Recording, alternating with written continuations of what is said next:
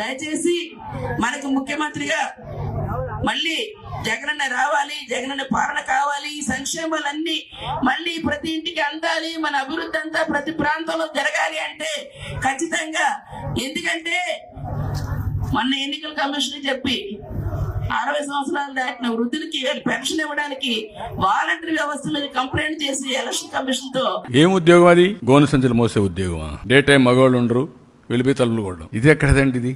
మరి నెల ఈవేళ మరి ఎవరైతే వాళ్ళ అవ్వతాతలకి ఇచ్చే పెన్షన్ కూడా ఈవేళ ఇవ్వకుండా సచివాలయం దగ్గరికి వెళ్ళి తీసుకోమని చెప్పి పెట్టారు.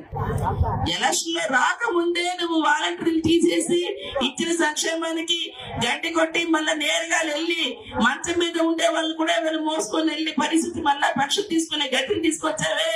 నువ్వు మళ్ళా పొరపాటుగా వస్తే ఇచ్చిన సంక్షేమాలన్నిటి కూడా ఈవేళ మంగళకత్తులో కలిపి మరి అటువంటి జాతీయ దురుద్దేశంతో ఉన్న చంద్రబాబు నాయుడు అంటూ కోరి ఈవేళ కూటమి పార్టీల్ని ఈవేళ మనం వాళ్ళు కాదు, మనం బంగాళాఖాతంలో కలపాల్సిన రోజు రేపు మే 11 ఉంది.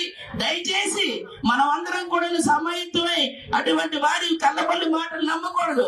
ఎందుకంటే గతంలో సాంప్రదాయ అమ్మ కన్న తల్లికి అన్నం పెట్టలేనోడు వారి పిన్నమ్మకి వచ్చి బంగారు గదులు చేస్తారని చెప్పాడట.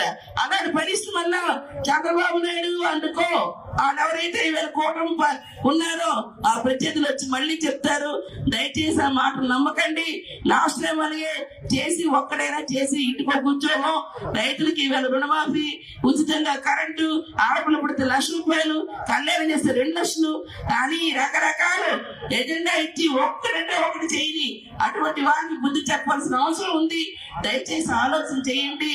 అందుకనే ఈవేళ అటువంటి కావాలంటే నిరంతరం మీకు అంతగా ఉంటూ పిలిస్తే పలికే వ్యక్తి, సౌమ్యుడు, అందరి కష్టాన్ని తెలుసుకున్న వ్యక్తి, మీకు ఎన్నవెన్న కష్టం ఉందంటే నేనున్నానని చెప్పి అవంతి శ్రీనివాస్ గారికి మీరందరూ మద్దతుగా అంతగా ఉండండి.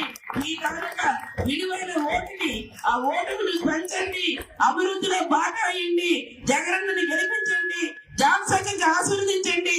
తప్పకుండా మీ తాలూకా ఓటుతో ఈ ప్రాంత అభివృద్ధికి మీతో పాటు పనిచేసే అవకాశాన్ని ఇవ్వండి. తప్పనిసరిగా మళ్ళీ మంత్రిగా ఈ ప్రాంతానికి వచ్చి అనేక సేవలు చేయడానికి అవంతి శ్రీనివాస్ గారు మరి వారికి ఉన్నది కాబట్టి దయచేసి మీరందరూ కూడా మీ ఆశీర్వాదాన్ని పెద్దల దీవెన్ని వారికి ఇచ్చి మీ ఇచ్చే 2 ఓట్లు ఫ్యాన్ గుర్తుపై ఓటేసి ఈవేళ మళ్ళీ శ్రీనివాస్ గారిని గెలిపించి జగనన్న కానుక ఇచ్చి ముఖ్యమంత్రిగా విశాఖపట్నం పరిపాలన రాజధానిగా చేయడానికి మనం అందరూ సిద్ధంగా ఉన్నాం. ప్రమాణ స్వీకారం చేస్తూ మరి దాన్ని సిద్ధమా అని చెప్పి అడుగుతున్నాను. సిద్ధమా సిద్ధమా సిద్ధమా సిద్ధమా